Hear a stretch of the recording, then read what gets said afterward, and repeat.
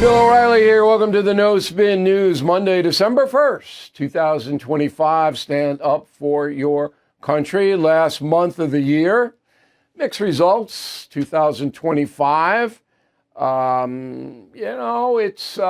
was tough, but it's not anything compared to what's going to happen next year in 2026. Now, tomorrow night on the No Spin News, right here, I'm going to lay out what you're likely to see coming your way quickly, because December is going to fly by. You know that. It's 3.5 weeks before Christmas. That's going to go boom. And then all of a sudden we're in January. Things will change big time in this country next year. And there is a very practical reason why. And you will not hear this analysis anywhere else in this country. So tomorrow, I'm going to drop it on you. We're still researching a few things. And you know us, we're very methodical in our research. Now, this year, we are now again experiencing, I should say, a war on Christmas. But it's very different than the one I encountered in 2005. Can you believe I was reporting on the war on Christmas on the O'Reilly Factor 20 years ago? Oh, boy, talk about time flying. It's the subject of this evening's Talking Points Memo. So back then, it was atheists demanding that the words Merry Christmas be banished. A very simple concept. Offensive, off the chart. Horrible, violation of the First Amendment, all that. And some of these companies are actually threatening employees. Some department stores said, if you say Merry Christmas instead of Happy Holidays, we're going to fire you. No, that did not sit well with me. Here's what I said November 9th, 2005. Go. Factor investigation segment tonight. As you know, Christmas has become controversial in America. Public displays of the federal holiday are under attack by the ACLU, and some department stores even tell employees to avoid saying Merry Christmas. So we decided to look at some retail policies this year. And that was the end of that, because I named the stores that were threatening their employees, and you, the millions of people who watch me, said, we're not shopping there. All of them folded. All of them. I remember Target was involved somehow. I think they were a holdout, but they all folded. And we won. And I thought that was it. But now, 2025, 20 years later, there's a new war on Christmas, but it's different. Okay, you ready for this? So, the far left does not want immigration enforcement in America. I think that is a true statement. They supported the open border of President Biden. They don't like ICE. They don't want people held to account. They just don't want any of it. They are using that, and I'm generalizing now, but it's getting pretty common, all right, to say that Christian white men, hello, right here, are ruining Christmas because we are biased against illegal, undocumented aliens. Well, I'm not. I give millions of dollars to help migrants. But I support the immigration laws that we have. They need to be updated, but they need to be enforced. That's my posture. So there is a guy named John Pavlovitz, all right, 56 years old, Syracuse, New York. He is not an official minister, but he's attached to theological concerns. And he has a empathetic people network. So he writes a column, and I'm going to quote briefly from it. Quote, "The brutal Yuletide assaults haven't come from atheists or agnostics, not from humanists or Muslims, not from coffee franchises or the liberal media or progressive Christians or the mythical woke mob. The very white conservatives who have been loudly sounding the alarm are incessantly advancing hordes.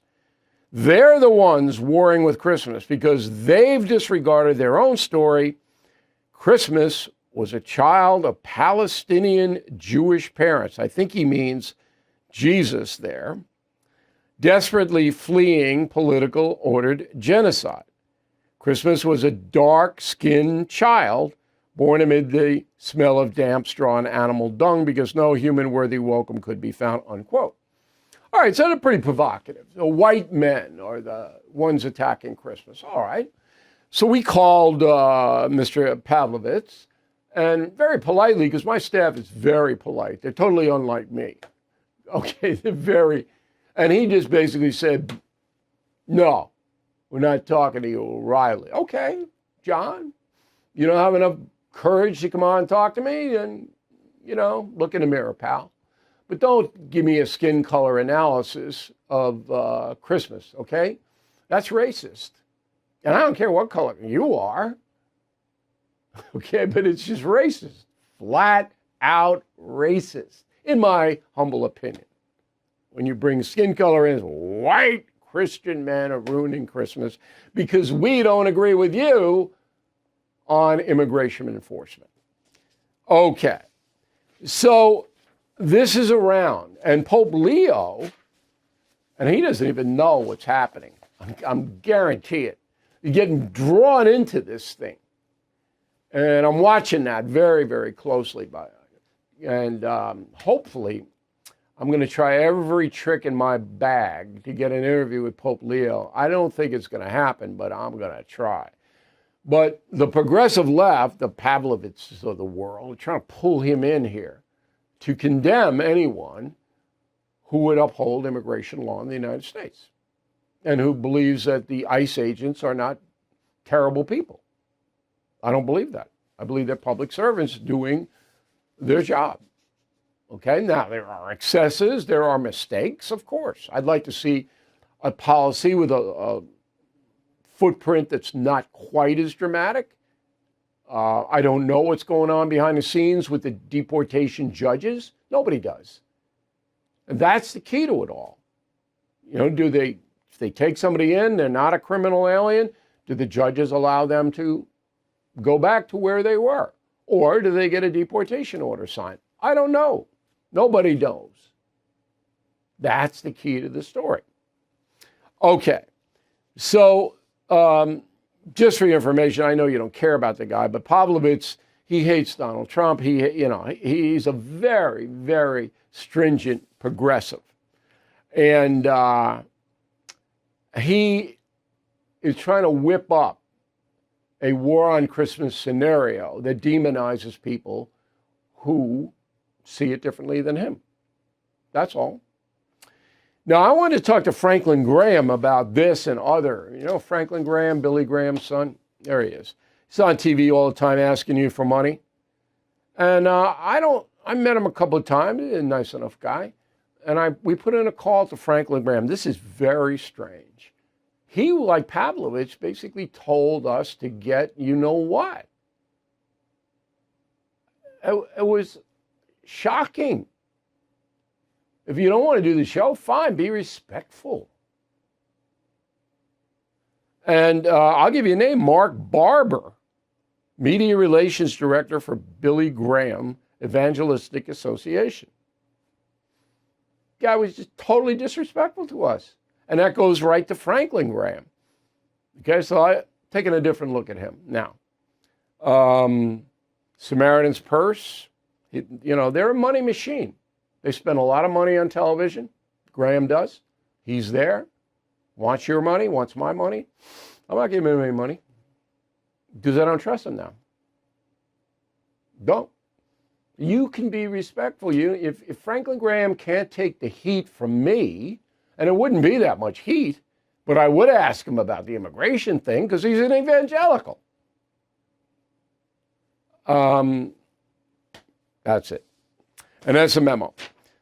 All right, here's an update on the Afghan shooter, 29 years old, Ramenullah Lakanwal. Okay, came here as part of a humanitarian patrol that President Biden ordered when we surrendered in Afghanistan back in 2021. Okay, so this guy drove from Washington State, Bellingham, to D.C., shot 2 National Guards people. Andrew Wolf fighting for his life, age 24. Sarah Beckstrom, dead, murdered, age 20. We don't have funeral arrangements for Sarah Beckstrom, but I hope she receives the same amount of attention as Charlie Kirk did, because it's the same thing. You know, this 20-year-old National Guardswoman is doing her duty, and it's just assassinated. And, you know, so I'm going to take a special interest in making sure that her legacy is upheld. Now, the Trump administration invited the 2 families to the White House. Very nice and appropriate. They have said that they're going to have an indefinite pause on all immigration requests from Afghans. Might overdo that, but I understand it. Green cards linked to 19 countries, most of them Muslim, are being re-examined. Nothing wrong with that. Asylum cases approved under the Biden administration are being reviewed. Okay, it's all about public safety. And the final thing is that big meeting tonight in D.C. about Maduro and Venezuela and a whole bunch of stuff. But I know that this will come up as well, about how to handle illegal migrants, undocumented migrants who have come from Muslim nations, as Afghanistan is. Ever read the label on a typical bag of chips? It's an experiment of seed oils, MSG, artificial dyes, mystery ingredients. Ooh. Well, Massa's chips contain just 3 ingredients: corn, sea salt, 100% grass-fed beef tallow. Real food only. Personally, my favorite flavor, Massa Chips Original. And if you love Massa, you'll love Vandy Crisps too. They make delicious 3-ingredient potato crisps. My Vandy Crisps favorite, French onion. Ready to give Massa or Vandy a try? Use code BILL for 25% off your first order at massachips.com or vandycrisps.com. Simply click the link in the video description or scan the QR code to claim this delicious offer. Don't feel like ordering online? Massa and Vandy are now available nationwide at your local Sprouts supermarket. Stop by, pick up a couple of bags before they're gone. All right, let's go to Memphis, Tennessee. Nice town, very dangerous. Okay, been there a number of times, right on the Mississippi River. So the governor of Tennessee, Bill Lee, Republican, asked President Trump to send National Guard to Memphis. Okay, that was in September of this year. The National Guard was to assist a new strike force, crime strike force, that was put together, the Memphis Safe Task Force. Why was that needed? Well, Memphis is a very violent town, and it shouldn't be, okay? So it has, according to the FBI, the highest violent crime rate per 100,000 residents in the country.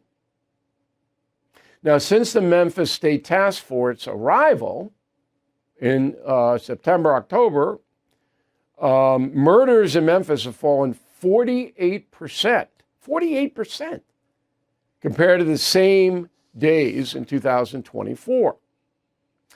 And a new poll from the Beacon Center of Tennessee asked Tennesseans, okay, do you approve or disapprove President Trump's decision to send the National Guard to Memphis?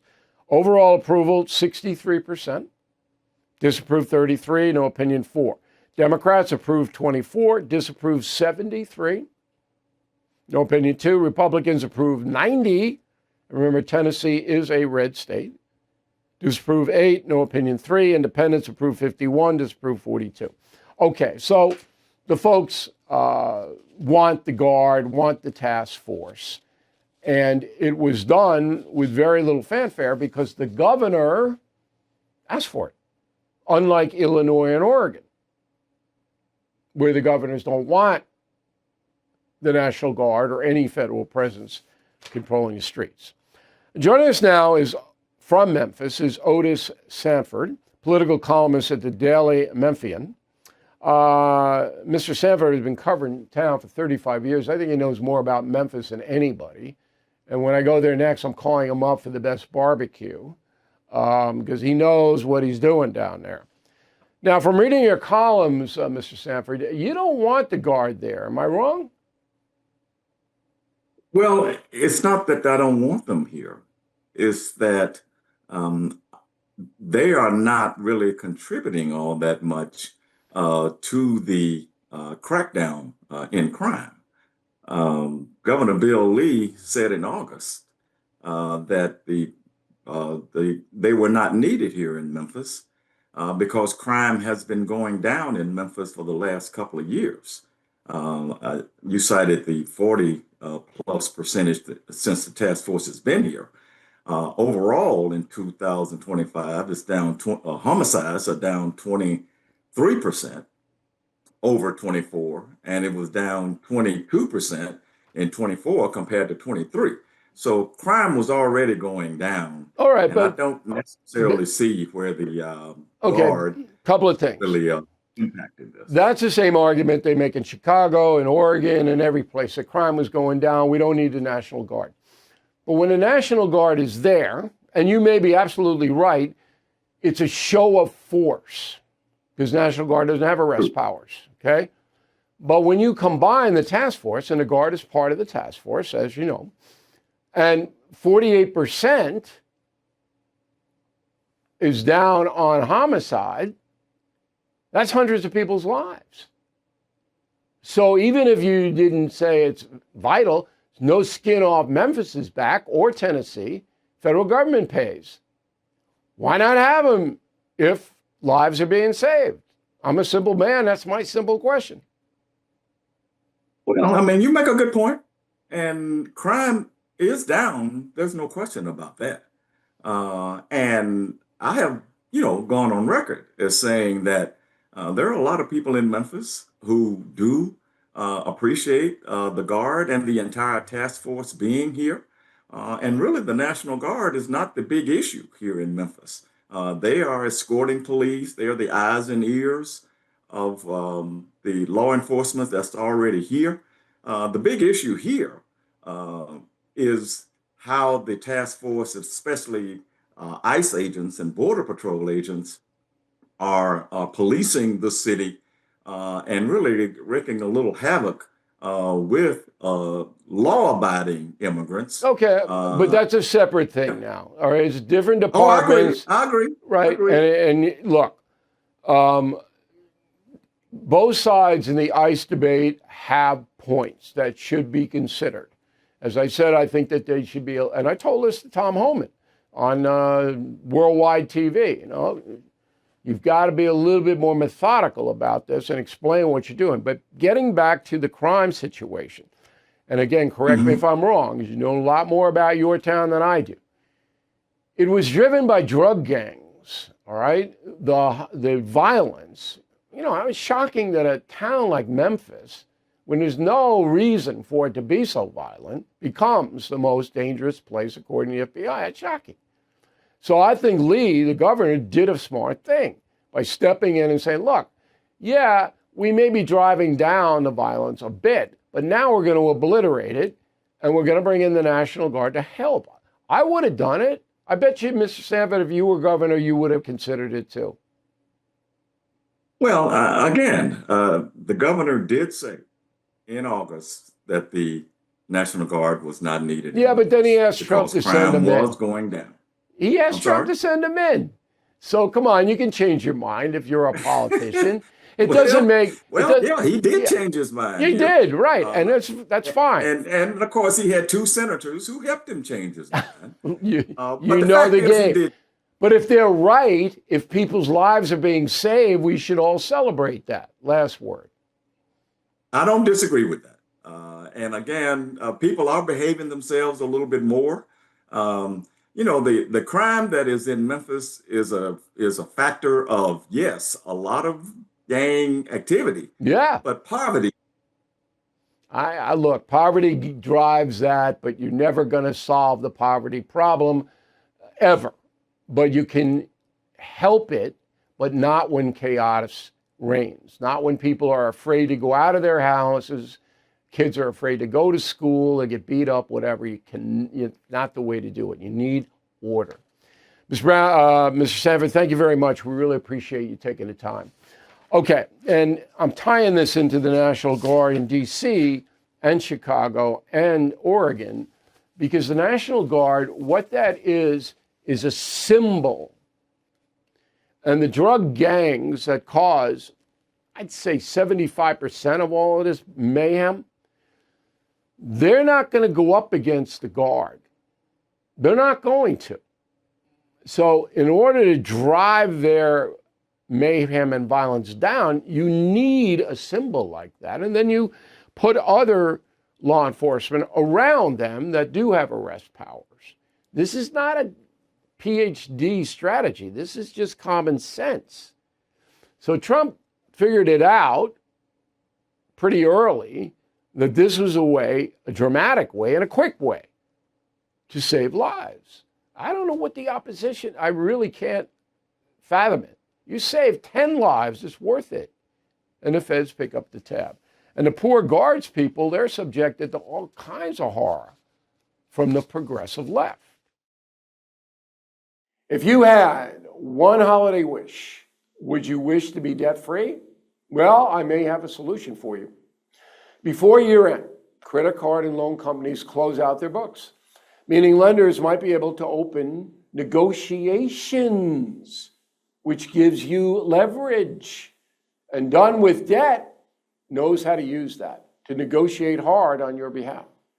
They monitor lender trends and pressures to help you escape from crushing debt without bankruptcy or new loans.